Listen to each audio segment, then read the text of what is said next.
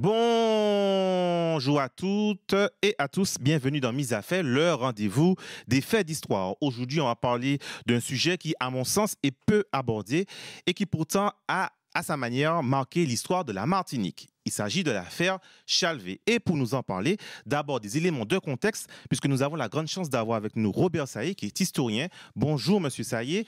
Bonjour. Est-ce Bonjour que à tous. vous pourriez nous rappeler le contexte général? Nous sommes en 1974. Qu'est-ce qui se passe? Qui est président? Comment ça se passe? On est où? 74, c'est une période où il y a un choc économique très puissant, puisqu'il y a eu le choc pétrolier de 73, qui a entraîné une augmentation des prix spectaculaire. Et cela a eu des répercussions très lourdes sur le monde ouvrier martiniquais. Alors, beaucoup d'historiens, de gens voient des statistiques, des photos d'ouvriers, etc. Mais très peu connaissent réellement les conditions de vie de cette population. Et ce ne sont pas les historiens scientifiques, on peut dire, qui peuvent connaître s'ils n'ont pas vécu. Alors, personnellement, oui, je suis historien quelque part, professeur d'histoire et géographie, mais surtout, je suis un militant politique. Et pour le contexte, c'est le moment où, en Martinique, naissent les premiers groupes qu'on appelait gauchistes, marxistes-léninistes, qui viennent revendiquer la révolution, la lutte pour l'indépendance, etc. Alors, à ce moment-là, en particulier, il y a deux groupes qui s'appelaient le groupe d'Action Prolétarien et le groupe 70-70. C'est des groupes politiques, ça? Des groupes politiques marxistes, révolutionnaires. Personnellement, je faisais partie du GAP et on faisait la révolution, les coups de poing, etc., jusqu'à ce qu'on rencontre une ouvrière agricole qui nous dit « Arrêtez avec tout votre cinéma là. Si vous voulez aider le peuple, sortez-nous de l'esclavage de la banane. » Il s'agit de Madame Delika Slaeli. Et elle nous raconte le vécu. Mais c'est là qu'on découvre que nous ne connaissons rien de notre pays réel. Et nous décidons de faire une enquête. Nous allons sur toutes les habitations qui existent dans la Martinique. Il y en avait 168. Et c'est là qu'on connaît la vie martiniquaise. Ce sont des ouvriers qui vivent comme au temps d'avant la décolonisation de 1946. Ça veut dire qu'on travaille sans horaire pour chaque jour avoir un salaire. Il faut descendre sur l'habitation, attendre que le géreur accepte de vous prendre. Si vous êtes une femme et que vous ne passez pas ces caprices, vous restez 15 jours sans travailler. Et puis, quand vous commencez à travailler... Encore en 75, il y a ça. Je vous dis que c'était le droit de cuissage généralisé. Qu'est-ce que vous appelez caprice? C'est le droit de cuissage généralisé. En 74, En 74. En tout cas, entre 72 et 74, où nous faisons cette enquête.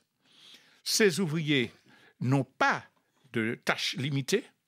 Par exemple, on vous dit qu'il vous faut transporter 180 régimes de bananes pour avoir droit au salaire, qui théoriquement était de 24-25 francs, ça dépendait des habitations.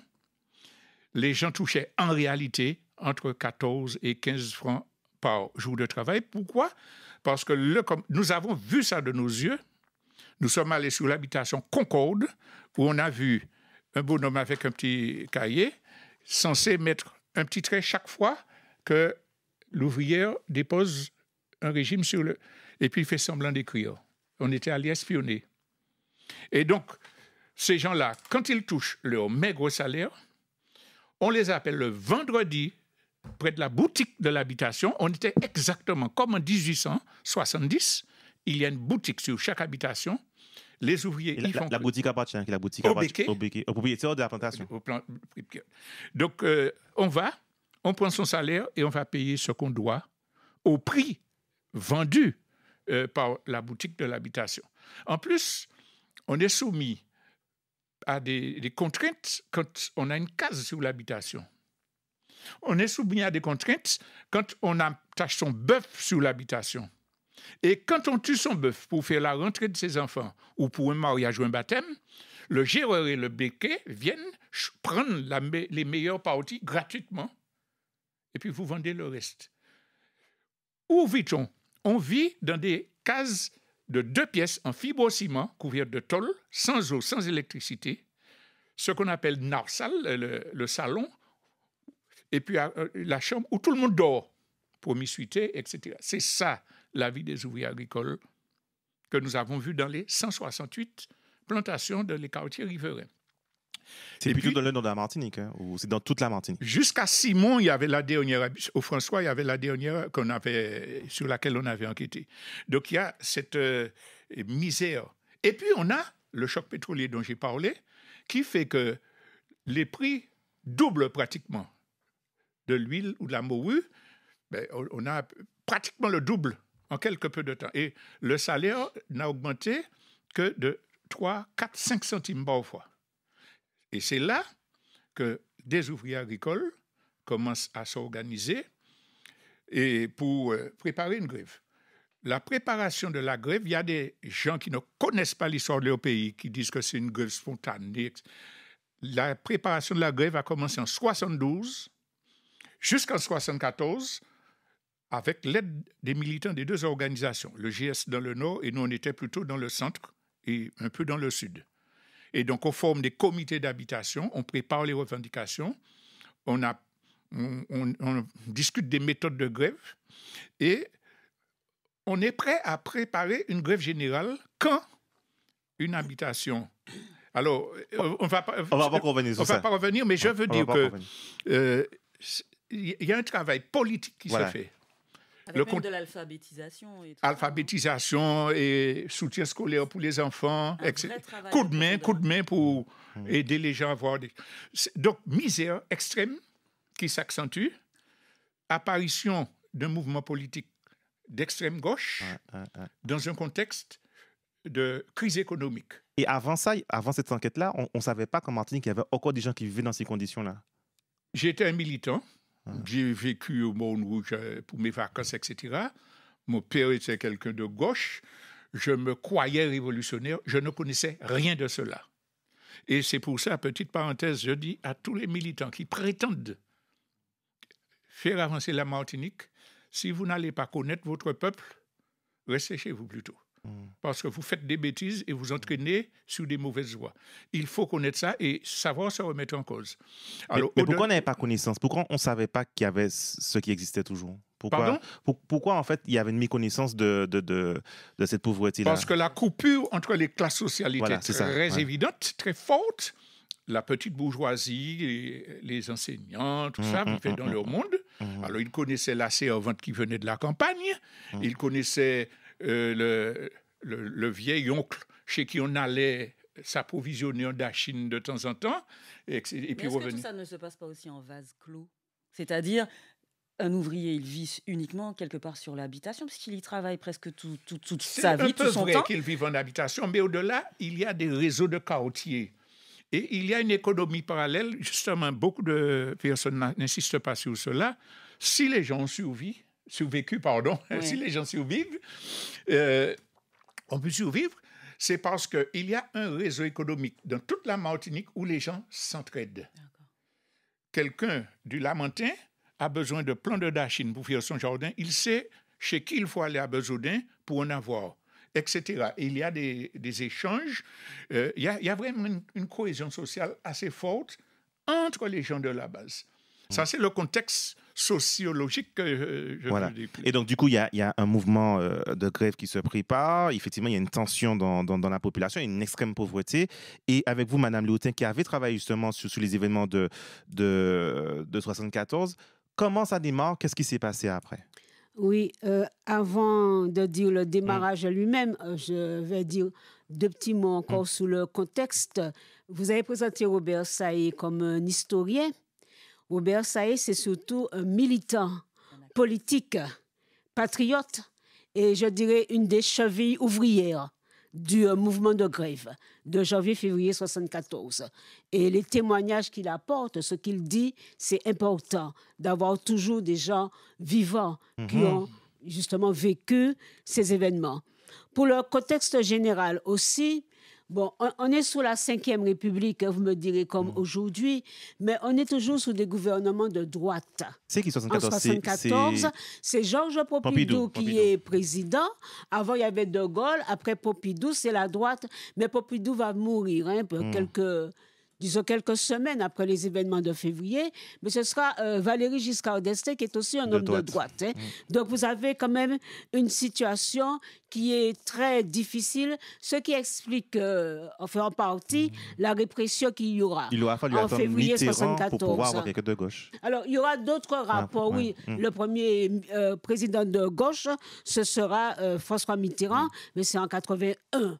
Donc pour que les jeunes un peu se retrouvent. Et puis, vous me dites comment ça a démarré, mais pour comprendre justement comment ça a démarré, je veux employer un mot, c'est le mot rencontre. Il y a une rencontre qui s'est faite depuis quelques années auparavant entre ce que je vais appeler les ouvriers agricoles, principalement dans la banane, et puis de notre côté, ce qu'on appelait à l'époque les jeunes intellectuels, qui appartenaient à des groupes politiques dont Robert Saillé a parlé, le GAP, le groupe d'action prolétarienne, ou encore le GS70, le groupe Septembre 1870. Et ces jeunes beaucoup ont fait leurs études en France, mais il y en avait aussi qui étaient sur place en Martinique. En fait, ces jeunes ont décidé, au début des années 70, grosso modo, au début des années 70, ceux qui faisaient leurs études, certains ont arrêté leurs études. Ils avaient peut-être une licence, peut-être une maîtrise, mais ils n'avaient pas encore, disons, un diplôme pour travailler, effectivement, mais ils ont décidé, on rentre au pays. Et ils étaient pétris, on les appelait des jeunes révolutionnaires aussi, parce que, ils avaient vécu la révolution castriste, Cuba. Ils avaient vécu la Chine, Mao. Et ils avaient ces idées donc révolutionnaires marxistes-léninistes, où ils ont dit, on se met au service de notre peuple. Et ils l'ont fait effectivement en montant dans les campagnes, en faisant des enquêtes sur des dizaines et des dizaines d'habitations. Et c'est là qu'ils ont découvert, et on peut dire, lorsque Robert Saillé disait, c'est une ouvrière agricole qui dit, qui dit à ces jeunes intellectuels, donc, vous autres les fait en bagaille banou, et aidez-nous gagner en pain. Adam travaille Adam banane.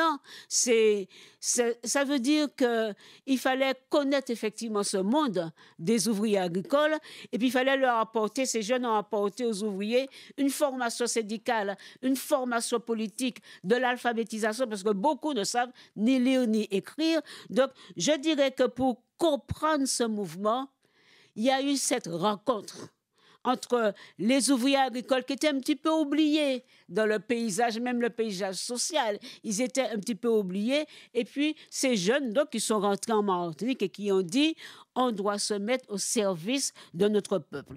Et c'est comme ça que la grève démarre en janvier. C'est le 17 janvier 1974, sur une habitation au Lorrain. C'est que le Lorrain, c'est un peu le fief de la banane. L'habitation vivait au Lorrain, mais très vite, le mouvement s'étend. Mais le démarrage, c'est vraiment le nord, le secteur du Lorrain, elle s'étend à Font-Brûlé, à l'habitation Acier. Ça va monter progressivement vers le nord, mais ça va aussi descendre, si on veut, vers le sud. Et cette grève a un aspect qui rappelle les grèves anciennes dans la canne, parce qu'elle a un aspect grève marchande. C'est-à-dire qu'il n'y a pas, évidemment, on n'a pas les moyens de communication actuels et c'est en marchant d'habitation en habitation, quartier. Non, il n'y avait pas TikTok, quartier après quartier, commune après commune, en fait, que le mouvement s'étend progressivement en parlant avec les ouvriers. Donc, il y a cet aspect grève marchande dont je veux saluer au passage un historien qui est à la fois martiniquais et guadeloupéen qui est décédé il n'y a pas longtemps, qui est un peu notre père, Jacques Adélaïde Merlande, qui employait le mot grève marchande lorsqu'il parlait de la grève de 1900.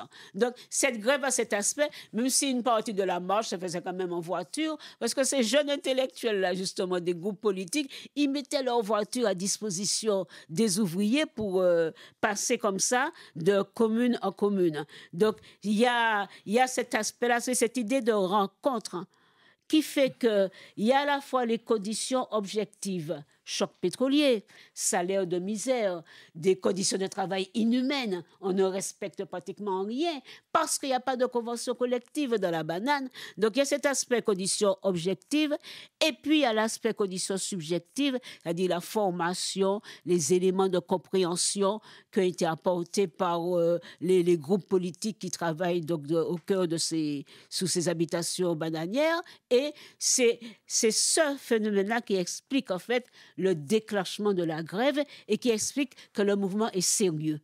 On va aller tout doucement vers la grève, mais juste une question rapidement, Madame Loutin. Quand je vous ai eu au téléphone pour parler de Chalvet, vous m'avez dit de quel Chalvet? Il y a eu plusieurs affaires Chalvet? Non, je ne me rappelle pas avoir dit. Est-ce que Chalvet 74? Non, c'est Chalvet. Moi, il dit, bon, Chalvet. Je voulais simplement une précision okay. de la grève de janvier-février 74 avec les événements du 14 février. Ça y est, on va voir Stéphane. Oui, alors, il faut préciser. Historiquement, il y a une grève locale qui s'est déclenchée sur une habitation à Vivey parce qu'il y avait un plan de restructuration. Cette grève-là durait et ne débouchait sur rien. Ce n'est pas le départ de la grève générale. Les camarades de GS70 qui aidaient, qui accompagnaient ces travailleurs-là, nous ont contactés au GAP pour dire « Nous savons que vous travaillez dans la banane, nous n'avons pas les mêmes idées, mais est-ce que vous seriez d'accord pour qu'on profite de cela pour penser une grève générale ?» Nous avons accepté et nous avons organisé une rencontre de tous nos délégués de toutes les régions et ceux qui étaient à Vivey, au quartier Cité-la-Croix, on appelle la Décroix, Troutet, chez une dame qui s'appelait Sylviane, actuellement défunte. Et ensemble, on a décidé de commencer une grève générale. On a élaboré un programme de revendication en 11 points, dont le premier, c'était le SMIC. Le quatrième, c'était l'interdiction des produits toxiques parce que les gens mouraient. À ce propos, les bonhommes qui disent qu'ils ne savaient pas la dangerosité de ce produit... Il y avait déjà le chlordécone à cette période. Mais bien sûr. Et j'ai eu l'occasion de présenter dans la manifestation qu'il y avait en face du palais à Paris, là, pour le non-lieu, un tract que nous avons distribué dans toutes les habitations septembre 73 qui racontait comment les ouvriers avaient refusé de mettre. Ils sont allés chercher des enfants, des jeunes de besognais de 16 ans, leur promettant double salaire. À 7 heures, ils ont pris le travail. À 11 heures, tout le monde était à l'hôpital et on avait fait un tract pour dénoncer ça. Ils savaient. Donc, pour à 7 heures, ils prennent le travail. À 11 heures, tout le monde est à l'hôpital. À cause du chlordécone. Et on a le tract. Donc, on décide de faire ce programme de revendication et on lance la grève générale qui part de plusieurs secteurs en même temps. Donc, ce n'est pas le nord qui descend sur le sud, c'est une grève qui débarque dans différents secteurs avec grève marchande, une différence fondamentale avec les grèves marchandes d'auparavant.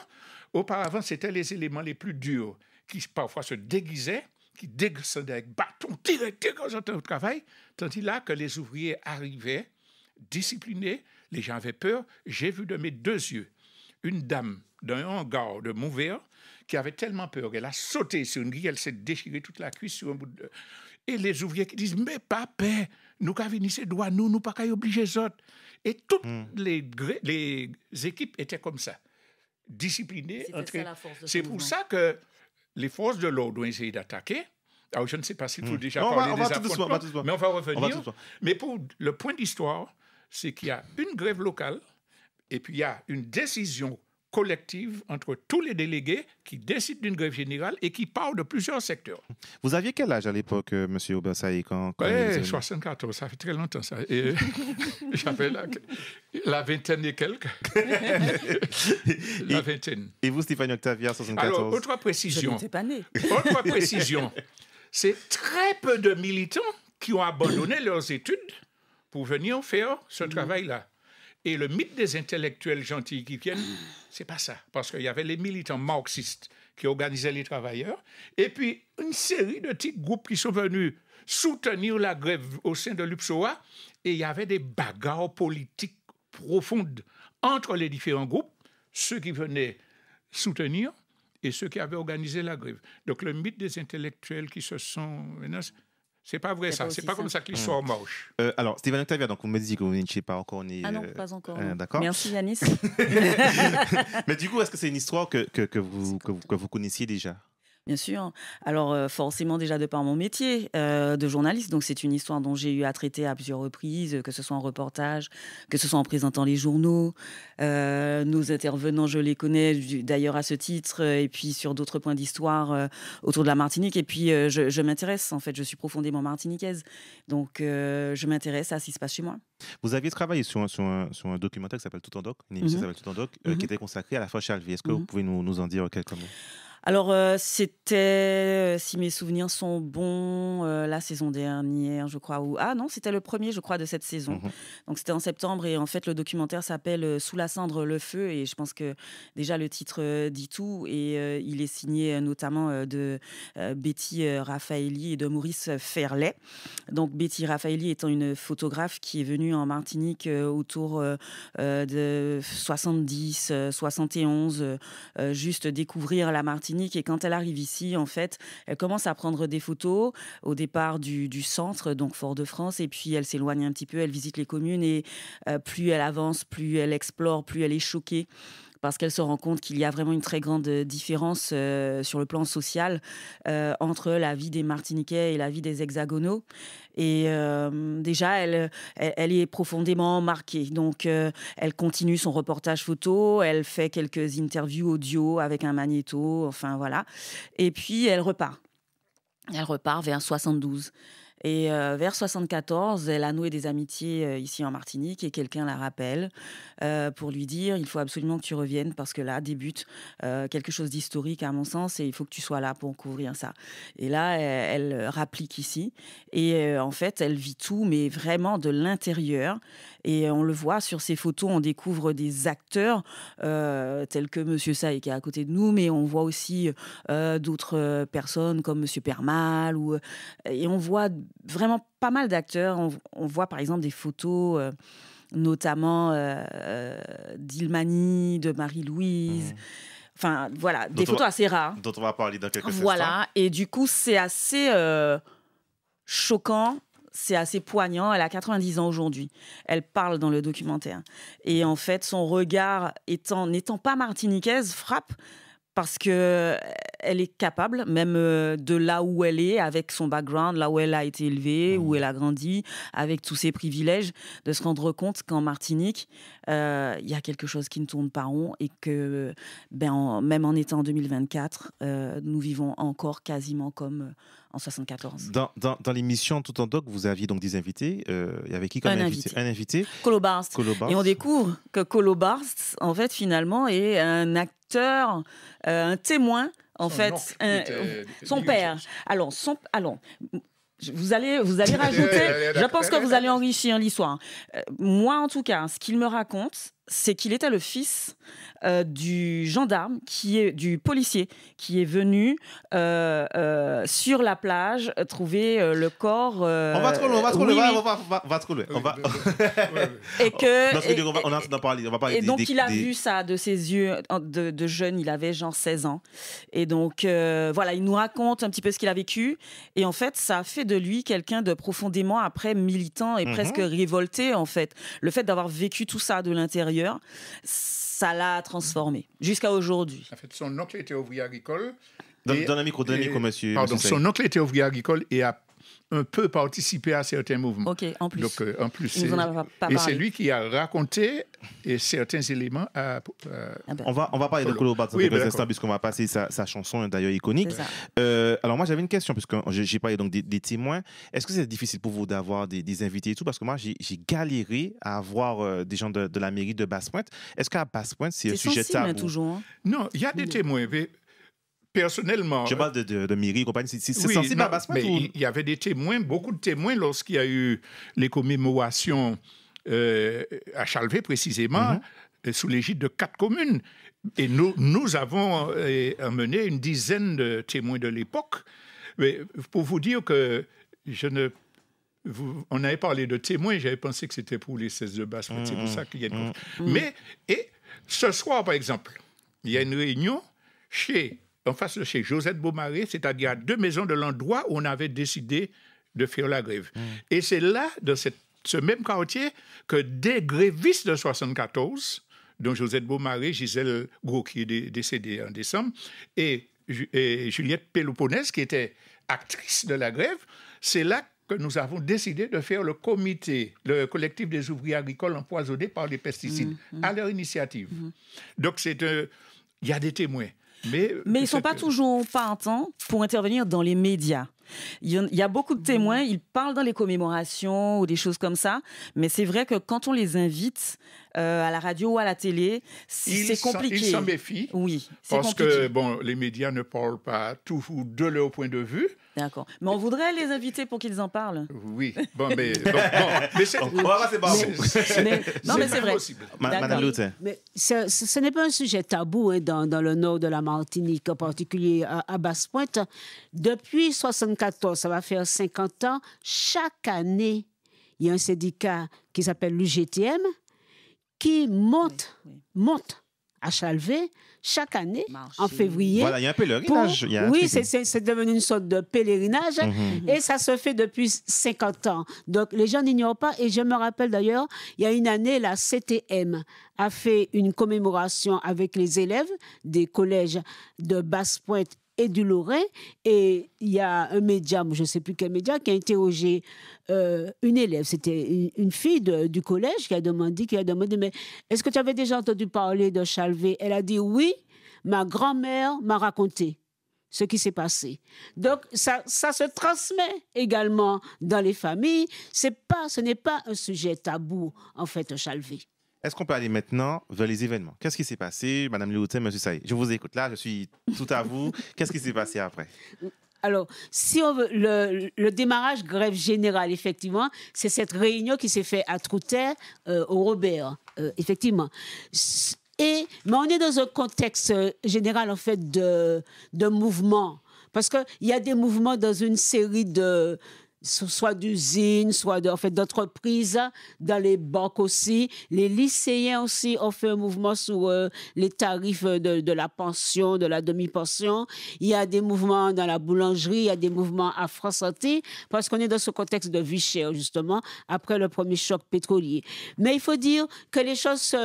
C'est parallèle, en fait. Ce qui se passe sous les habitations bananières, en fait, c'est un mouvement qui est complètement autonome, pour ne pas dire indépendant, par rapport à ce qui se passe en ville, à Fort-de-France, mais dans un certain nombre d'entreprises. Donc, le mouvement prend de l'ampleur parce que, vraiment, effectivement, il y a des conditions objectives qui font que les gens ne peuvent plus tenir sur les habitations et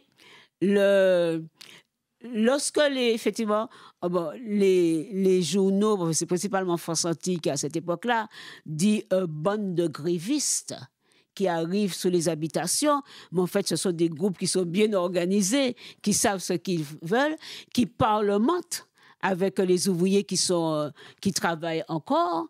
Et chaque fois, il faut mener ce travail tous les jours parce que vous pouvez débaucher effectivement un groupe sous une habitation et puis 2 jours après, le travail est reparti parce qu'il n'y a pas... c'est très difficile en fait de mener comme ça ce mouvement. Et même sous certaines habitations, parce que les gens ont peur, beaucoup d'ouvriers ont peur, et certains disaient, mais venez, nous on veut entrer en grève, mais on ne va pas entrer en grève comme ça, venez sur l'habitation et à partir de là, effectivement, ils vont suivre le mouvement. Donc ça se passe, ça dure en fait plusieurs semaines, mais je dis bien que les mouvements sont parallèles entre ce qui se passe sur les habitations, dans la campagne, si on veut, et puis ce qui se passe en ville, où il y a déjà eu plusieurs mobilisations et des manifestations. Et il y a un mouvement de grève générale qui est fixé le 12 février. Mais ce sont les centrales syndicales que l'on connaît, qui sont sur la place, comme on dit, qui sont à la maison des syndicats, à Fort-de-France, qui lancent ce mouvement de grève contre la vie chère, pour une augmentation de salaire, les conditions de travail, etc., qui lance ce mouvement de grève le 12 février et qui a quand même un certain succès. Il y a des milliers de gens dans les rues de Fort-de-France. Et ce jour-là, les ouvriers agricoles descendent en ville, mais avec leur propre banderole. En fait, il n'y a pas de syndicat officiel qui mène le mouvement de grève chez les ouvriers agricoles de la banane. C'est un comité de grève. Ça s'appelle officiellement comité de grève des travailleurs agricoles de Martinique qui mène le mouvement. Mais ce comité de grève, il vient en fait de la réunion de tous les comités qui s'étaient formés sous les habitations et ils descendent avec leur banderole en ville. Et c'est là que beaucoup de gens, d'ailleurs, apprennent l'existence de ce mouvement qui a déjà commencé depuis la mi-janvier. Et donc, du coup, Chalvé, Robert Saï, qu'est-ce qui se passe? Alors, la grève dure, puisque on est déjà mi-février, on va vers mi-février. Les affrontements commencent à se faire sentir parce qu'il y a des forces de l'ordre un peu partout et les grévistes jouent au chat et à la souris, pour prendre l'expression. Ça faisait combien de temps déjà que la grève avait commencé? C'est mi-janvier, mi-janvier. Donc on va vers un mois plein.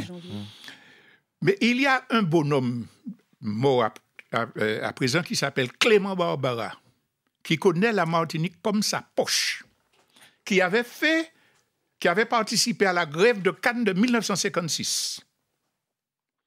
Et pour la petite histoire, qui a regardé les militants pendant un mois, lui donner des figues, et puis qui a dit, bon, c'est des boucs qui sérieux, nous avons commencé le combat. Et c'est lui qui a préparé les comités de grève. Il connaît le terrain. C'est lui qui organise les marches à travers, bon, nous avons fait ci, nous avons fait ça, etc. Et la tension commence à monter. Il y a des affrontements qui ont lieu. D'abord, à Fougainville. Les travailleurs font les gendarmes reculer. Ensuite, à Soudon. Ce jour-là, j'ai vécu la chose. Je peux vous dire que ça méritait de faire un film. Parce que Barbara envoie une avant-garde devant. Des gendarmes arrivent en cercle. Tout le groupe. Et puis, un coup de sifflet, les gendarmes sont eux-mêmes encerclés par des centaines d'ouvriers. Donc, ils sont entre le noyau central et tous ceux qui entourent. Et il y a des ouvriers qui commençaient à tenir les fusils. Les dirigeants qui disent, non, nous pas là pour ça. Pas chercher des agréments. Laissez ces boucles la partie. Donc, ils sont aigris, puisque, comment, ils ont l'isson militaire là. Ensuite, il y a des affrontements entre acier et font brûler par là. Les bonhommes sont excédés. Et je crois qu'on parle un peu de ça dans le film de Camille Mauduèche, où ils vont dans le hangar protéger les non-grévistes, et puis ils sont obligés de partir sur une pluie de roches. Et Chalvet, donc, ils viennent là, et on ne peut pas laisser ces ouvriers agricoles-là nous malmener comme ça.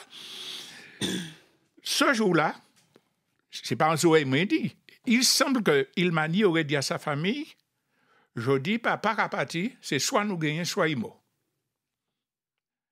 Ilmani qui est un gréviste. Ilmani qui est l'un de ceux qu'on a tués. D'accord. Et donc, ils partent.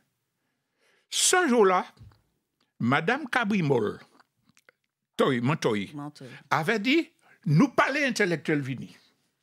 Pourquoi? Parce que Yoka dit ces autres qui amènent nous le caille montrer. Et on négocie avec Mme Toy pour que François Rosas, seul intellectuel, aille, de façon à faire la liaison s'il y a quelque chose qui se passe de mal.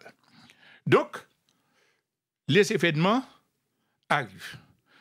Ce jour-là, je vais pour récupérer des ouvriers à qui je devais aller les récupérer. Et quand j'arrive au poteau, c'est le rond-point avant Chalvet, il y a un bonhomme défunt aujourd'hui, le camarade, il s'appelait... enfin, un camarade qui... chauffeur... pourquoi j'oublie son nom? Bref. Il déboule comme un fou. Il dit, Robert, pas monter là, il y a tout le monde. Alors, je dis, bon, demi-tour, je vais... Parce qu'à l'époque, on était gauchistes. On se préparait aussi. Donc, je descends pour ameuter la troupe. Et quand on remonte, je croise une voiture avec des camarades du GS70 qui me disent que c'est fini, qu'il y a des blessés, tout ça. Donc, on décide de faire autrement. Et donc, c'est là qu'on apprend que Ouzas a été arrêté. Alors, pour la petite histoire, Ouzas le raconte dans le film, il n'a pas été amené à l'hôpital alors qu'il était blessé. On l'a emmené à la gendarmerie. Pour l'interroger d'abord. Visiblement pour l'interroger et le malmener. Et puis, c'est de l'hôpital qui a appelé. Nous savons que vous avez quelqu'un. Si vous ne l'envoyez pas, vous aurez des problèmes. Et Ouzas même raconte que des femmes, des gendarmes français sont venus pour dire laissez-le, laissez-le. Il parle de l'humanité et je pense que... Donc, sur l'habitation... Il y a 6 ouvriers grièvement blessés. De la gendarmerie. Donc, alors, sur l'habitation, les gendarmes sont arrivés et il y a eu une C'est fusillade. pas sur l'habitation, c'est sur la route de Chalvet. Et, enfin, je donne l'élément. Clément Barbara, le général, avait dit on nous pas fait par là. Et il y a eu des mamans qui ont dit maman, nous allons. Et il a dit bon, nous allons marcher. Parce que c'était à découvrir. Mais oui. Bon. Alors, il y a des témoignages de Josette Beaumarais, chez qui à la réunion ce soir-là, qui était sur place. Enfin, bref, on a plein de témoignages. Il y a un gendarme noir qui a caché un certain nombre d'ouvriers dans une grande bus qu'il y avait. Rentrez là. Et puis, pas brûler. Parce que l'ordre avait été donné. Parce que l'ordre avait été donné de tirer. Donc, on a tiré à balles réelles. Oui. Et il y avait un hélicoptère du dessus qui aussi. Il y a un hélicoptère qui tirait à balles réelles sur des gens qui faisaient de l'œuvre. On a laissé la bonne passe. C'est du gaz lacrymogène que l'hélicoptère. Il y a des ouvriers qui ont dit qu'ils ont tiré des coups de fusil depuis l'hélicoptère. Donc, on a laissé le groupe passer, barrage de gendarmes, un autre barrage derrière, et puis l'hélicoptère, et puis ils sont pris en as. Donc, il y a ça. Alors, il y a ce mot-là qui est. Et Marie-Louise. Voilà. Marie-Louise, c'est un jeune qui était. Il devait partir à l'armée. 19 ans. Il devait partir à l'armée. Il faisait des petits jobs de maçon. Il ne s'était pas vraiment un gréviste, il avait suivi la troupe comme ça. Il était en arrière. Nous sommes persuadés qu'il a été arrêté et torturé. Bien sûr. Parce qu'il ressemblait à un militant que nous avions qui s'appelle Manor Carnot. D'accord. Même petit coup à froid. Même... Donc, il lui ressemblait. Donc, il a promis, et puis on voulait le faire parler, mais le malheureux ne connaît rien. Donc, il a décédé. Donc, c'est un jeune qu'on a retrouvé après. C'est le jeune qu'on a retrouvé. Alors, j'ai personnellement reçu un coup de fil de quelqu'un du quartier pour dire « Vini, ouais ». Je suis monté avec mon frère, qui faisait de la photo à l'époque, et nous avons fait les photos. Il y avait encore personne là de toutes les traces de torture. Et franchement... La mâchoire éclatée, le sang, le sexe qui est gonflé, avec le pantalon un peu baissé, des traces de cigarettes. On a fait toutes les photos. Et c'est difficile de dire qu'il n'a pas été torturé. Franchement, quand on voit les photos, ça, c'est vraiment dur à voir. Et tellement vrai que à cette époque-là, je travaillais au collège de Sainte-Marie avec mon inséparable camarade Jean Boll. Et on passait avec les photos dans les quartiers pour montrer les photos aux gens et puis évidemment les ameuter. Et un matin tôt, on a été arrêtés au barrage de Galion. Gros déploiement moto et tout ça. Ils ont arrêté ma voiture et me demandent de papier et tout, mais ma voiture était en règle. Et à un moment, ils disent, vous devez nous suivre à la gendarmerie parce que votre passager a du matériel militaire volé. Les musettes qu'on vend, les musettes kaki qu'on vend près du marché aux poissons là. J'ai dit à Jean, Jean Foucault a sacrifié parce que m'a dit machine rébellion à bord, nous ni cahier réunion, tout ça. Il dit, bravo, c'est un bouc. Bref. Pas de problème. Et puis, il y a qu'à tirer la porte là pour descendre comme ça. Mais entre-temps, je vois un tracteur qui va rentrer au Galion. Nous disparaître là, ces boucs-là. C'est digne d'un film, hein? Alors, on a caché la voiture dans une trace. On a jeté la machine sous les cannes et tout. Et puis, on a fait un stop pour aller voir Darcy, qui était avocat. Et puis un gros dirigeant de la DDE nous a dit « Oui, monsieur, je vous mets à Fort-de-France. » Donc, c'est de quoi faire un film. Ah oui, je vois ça. Mais il nous reste que 10 minutes, malheureusement. Ah, ça mais passe. on va parce que ça va vite, hein? c'est très, très passionnant. Et l'idée, c'est de faire les jeunes connaître un peu cette histoire. Et d'ailleurs, on a fait passer un sondage pour savoir si oui ou non, cette population connaît cette histoire Chalvet. Et on peut le voir que c'est assez serré. Mais bon, il y a quand même une bonne partie des personnes, en tout cas des plus jeunes, qui ne connaissent pas cette histoire. Et donc, ma question, Madame Léotin, est-ce qu'il y a dans l'espace public des lieux, des livres qui retracent cette histoire où on peut encore se recueillir, où on peut témoigner de cette histoire? Alors, il y a un espace qui est Chalvet lui-même, sous l'habitation Chalvet. On peut y aller? On peut y aller? Oui, c'est accessible, où il y a une stèle qui a été réalisée par Isambert Duriveau, qui est un plasticien, un artiste sculpteur. Et puis, il y a une brochure que j'ai, 20 ans après ces événements, j'ai publié une brochure, et pour les 50 ans, cette année 2024, il y a eu une réédition de cette brochure, et avec des analyses complémentaires. Et je veux, à ce sujet, saluer un militant, un jeune qui était dans cette grève, c'est Frédéric Métrel, qui avait rassemblé en fait une série de tracts, de documents qui est monotypé de cette époque. Il avait enterré ça pendant longtemps. Et puis, à l'occasion des 20 ans, il a sorti ça. Et c'est à partir de là que j'ai fait le récit des événements, que j'ai publié cette brochure avec une série de documents de l'époque et qui a été réédité cette année. Alors, il nous reste encore quelques minutes. Robert Saïd, très rapidement. Quelles sont les avancées? Donc, ils ont demandé 35 francs. Alors, est-ce qu'on peut avoir un récapitulatif? Qu'est-ce qu'ils ont demandé? Qu'est-ce qu'ils ont eu? On a obtenu 3 choses essentiellement. Premièrement, un salaire conventionnel de 35 francs 50. Ça veut dire qu'il était bloqué, qu'il n'augmentait pas. Voilà. Donc, c'était une vaste chose, tricherie par rapport... couillonnade. En couillonnade, voilà.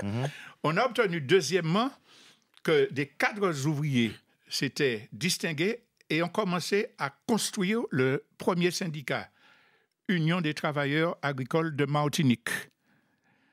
Et la troisième chose, c'est qu'avec tous les syndicalistes, y compris ceux qui n'étaient pas à l'origine de la grève, on a commencé à mettre en route l'élaboration d'une convention collective pour les ouvriers agricoles qui a débouché sur la mensualisation, sur une fixation des tâches. Et puis, la quatrième chose qu'on a obtenue, qui est fondamentale, c'est que la vie des ouvriers agricoles a connu un progrès extraordinaire. Voilà, c'était ça ma question. Est-ce qu'aujourd'hui, les problèmes sont réglés? Mais regardez chez tous les ouvriers agricoles aujourd'hui, maison ciment, eau, électricité, ordinateur pour les enfants. Même si ça reste encore difficile. Petite voiture. Même si Ce qui n'était pas le cas avant. Avant, c'était la misère totale. Enfin, c'était la misère. Mais là, les gens, ça ils ont retrouvé, c'est pour ça que le titre de Camille Maudugèche est formidable, ils ont conquis leur dignité. Monsieur, vous regardez n'importe qui, mais n'importe qui, béché, tout ça en mitanzier, moi les doigts, moi. Monsieur Saïd, alors ma question est un peu provocante, puisque je parle aussi aux militants. Est-ce qu'il faut, alors là, il y a eu 2 morts, il y a beaucoup de conflits, effectivement, il y a des morts. Est-ce que du coup, il faut des morts pour que les causes avancent? C'est une vraie question. Est-ce que les mouvements pacifiques, avec le regard que vous avez maintenant depuis tant d'années, est-ce que les mouvements pacifiques sans décès, sans mort... Les morts n'ont jamais dépendu des mouvements qui mènent la résistance. Ça a toujours été le fait de l'ordre colonial et ils vont revenir quand les choses vont devenir plus importantes. Mais pourquoi ils ont freiné en 1974? C'est parce qu'ils ont vu la réaction. Dans certains livres d'histoire, vous apprendrez plus loin que le soir où on a découvert le corps de Marie-Louise, il y a des dizaines de hangars qui ont été saccagés. Je ne sais pas par qui. Je ne sais absolument pas par qui. Et donc, ils ont pris conscience qu'il y avait quelque chose d'organisé, de très grand. Et on a eu une accalmie depuis 1974, ce qui ne veut pas dire qu'ils ne vont pas tirer si les choses deviennent difficiles. On ne cherche pas la guerre, mais on ne tend pas la joue gauche. Alors, votre vision très rapide dessus, Madame Léotin, justement, c'est une vraie question. Est-ce que le regard est porté sur des mouvements, effectivement, quand il y a des dégradations ou quand il y a des morts, ou ça s'arrête quand il y a des morts? Pourquoi, justement, il faut les mouvements réussissent véritablement quand il y a vraiment quelque chose de très, très grave. On ne peut pas, avoir des avancées de manière pacifique en discutant? On peut avoir des avancées de façon pacifique également, mais bien souvent, vous avez une réalité qui est la réalité coloniale, qui est en soi-même la colonisation, c'est une épreuve de force, c'est la violence dès le départ. Donc, bien souvent, quand le mouvement prend de l'ampleur, le mouvement dure, bon, on va chercher à réprimer d'une façon ou d'une autre. Il y a une autre remarque que je veux faire, c'est en ce qui concerne, si vous voulez, les avancées dont on parlait. Bien sûr, il y a des avancées fondamentales pour le mouvement ouvrier, mais ce sont les premières négociations qui se font en créole également. La langue créole commence à entrer officiellement, si on veut, dans le mouvement social. Et il faut noter ça. On a l'impression qu'on a découvert les choses il y a quelques années. Non, 74 a apporté beaucoup de choses dans ce qu'on peut appeler une ère nouvelle pour le mouvement ouvrier, mais aussi pour le mouvement national martiniquais. On va finir avec vous, Stéphanie Octavia. Est-ce que vous voyez un regain d'intérêt pour cette histoire? En tout cas, les mouvements sociaux et ouvriers en Martinique. Mais forcément, ça interroge le contexte social qu'on vit en ce moment. Tout le monde s'intéresse aux précédents mouvements sociaux parce que c'est l'occasion de comprendre. Quand on vous explique qu'à l'époque, on réclamait de la dignité et qu'aujourd'hui, on réclame encore de la dignité, bah forcément, ça interroge. Donc aujourd'hui, plus que jamais, d'autant plus qu'on a des mouvements sociaux qui sont initiés par des plus jeunes, plus que jamais aujourd'hui, on s'intéresse à ce qui s'est passé avant. Et je pense que c'est le moment. Des films comme celui de Camille Maudiesh, comme celui de Betty Raffaelli, ou même à l'époque, on avait fait un film nous-mêmes sur 74 par Nathalie Josse. Des films comme ça sont très importants parce qu'ils permettent de resituer les choses. Et comme tu disais en préambule, Yanis, il faut savoir d'où on vient pour savoir où on va. Est-ce qu'on peut rapidement parler de votre métier donc de journaliste? Quelles sont les principales difficultés que vous rencontrez quand vous couvrez ce genre d'événements? Alors, c'est très difficile parce que non seulement je suis journaliste, mais je suis journaliste dans un média qui est un média d'État, entre guillemets. Mmh. Mais ce qui est marrant, c'est que quand nous, on veut couvrir les choses du point de vue, par exemple, de la préfecture, on est considérés comme des révolutionnaires. Donc, ils ne veulent pas nous parler, les portes sont fermées, c'est compliqué. Et quand on va voir ceux qui militent, on est considérés comme des vendus. Donc, c'est difficile. En fin de compte, on est des Martiniquais. Comme tout le monde, avec un métier, certes, qui est peut-être atypique pour certains, mais qui est pour nous simplement notre job. Et on essaye de faire le mieux possible en sachant qu'on reste quand même très impliqué dans ce qui se passe ici en Martinique. On ne peut pas ne pas être impliqué. On va dans les mêmes supermarchés, on vit sur le même territoire, on emprunte les mêmes routes, on vit les mêmes difficultés administratives, on paye les mêmes impôts, etc. etc. Mais justement, comment on peut être journaliste justement du service public c'est très difficile. Et en même temps vivre une réalité. Ce qui me concerne, mon parti pris est celui d'être toujours droite dans mes bottes, de ne jamais vendre quoi que ce soit, et encore moins moi, au plus offrant, et d'être la plus rigoureuse possible. Je ne dois rien à personne, je n'accepte aucune faveur, même si ça a l'air insignifiant. Le territoire est très petit, je ne veux rien devoir à qui que ce soit pour garder ma liberté de parole. C'est très difficile ici, en Martinique. Donc, pour moi, en tout cas, c'est ce qui garantit le sérieux de mon travail. Et c'est ce qui fait qu'encore aujourd'hui, j'arrive encore plus ou moins à évoluer dans à peu près toutes les sphères, même si ça nous arrive de nous faire agresser très souvent sur les mobilisations. Même en février 2009, je me rappelle que je suis partie en courant de la maison des syndicats parce qu'on nous envoyait des projectiles. Donc, c'est particulier. Très clairement, c'est pas particulier, mais je pense qu'il ne faut pas voir non plus les journalistes dans leur ensemble. On peut considérer les journalistes dans leur ensemble, mais il y a aussi chaque journaliste individuellement qui a sa propre ligne de conduite. Et en tout cas, en ce qui me concerne, parce que je ne vais parler que de moi, elle est surtout empreinte de rigueur. J'essaye de m'y tenir. Et j'essaye de ne jamais oublier que je suis martiniquaise avant tout. Ne pas oublier que nous sommes donc martiniquais et que nous avons une histoire. C'est l'objectif de Mise à Fait, de pouvoir faire venir ici des personnes qui ont vécu les histoires, qui ont travaillé sur les histoires, notamment celle de Chalvet 74. Et pour terminer, puisqu'il nous reste 2 minutes, je vous propose tous les trois que nous puissions terminer sur une chanson, qui est la chanson de Colo Bart. Est-ce que, avant de la lancer, vous pouvez nous en dire un petit peu deux mots rapidement de la chanson de Colo Bart? On va finir dessus, Robert Saï. Rapidement, Colo Bart. Simplement que si elle a tant de succès partout, c'est parce qu'elle répond à une émotion et à une attente de la population qui, même si elle ne connaît pas les événements, sait qu'il y a eu ces événements-là et que ça a changé quelque chose.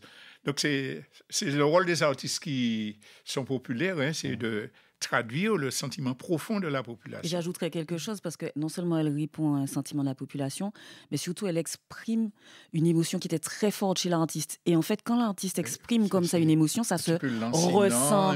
C'est ça, on ressent son émotion en fait. On est aussi habité que lui quand on écoute cette chanson. Oui, parce que bien souvent, enfin, la chanson a un côté romancé. Il ne faut pas prendre mot à mot.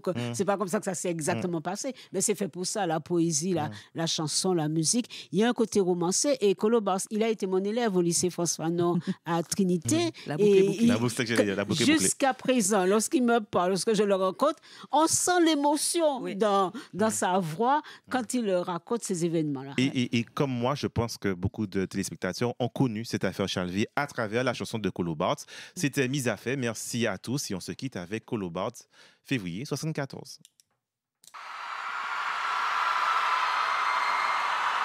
On va jouer l'histoire Martinique. On va jouer l'histoire pays nous, l'histoire des Antilles.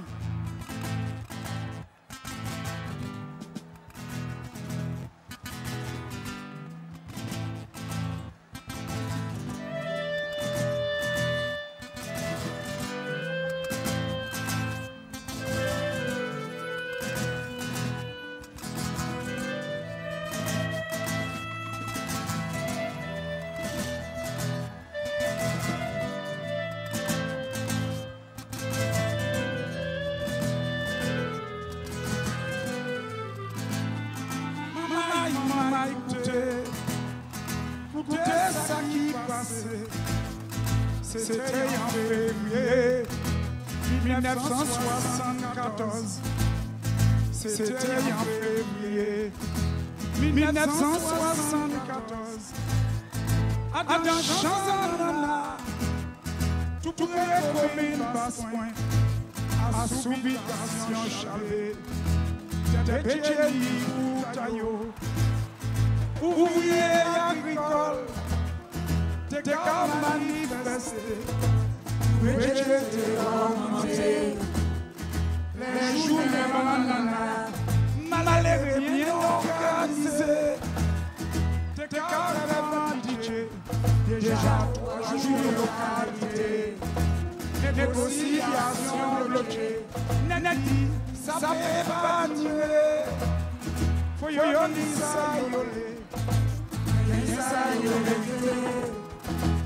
Jusqu'à l'idée s'arrêter, les idées qu'à chauffer, mouvement qu'à battre devant, les pays noirs briller, dans village chaud manger, vérité pénétrée des colons, qui me référait rester serré, et puis yo négocié, yo crié les policiers qui fait des vinaigres, cachés à parler. Alors pour remplacer, il y aurait les mitraillettes qui panichaient. Accepter mission, vinaigre qui a avancé, il va tirer. Ouvrier pour oui serré, balayel continuer tirer. Dès qu'on a tombé, il maniait puis Marie-Louise, il manie tombé Chalvet. Marie-Louise tombée après. C'était en février 74. Marie-Louise tombée Lorraine, yo mené la capote. C'était en février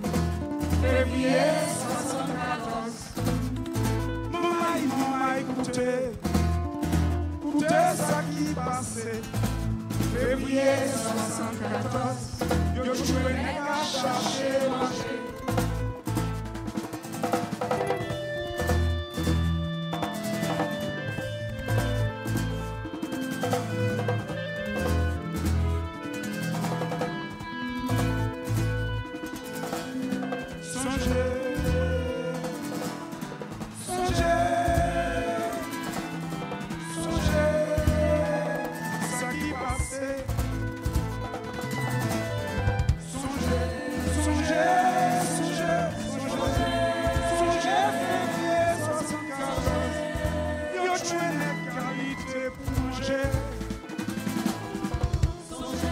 Yeah.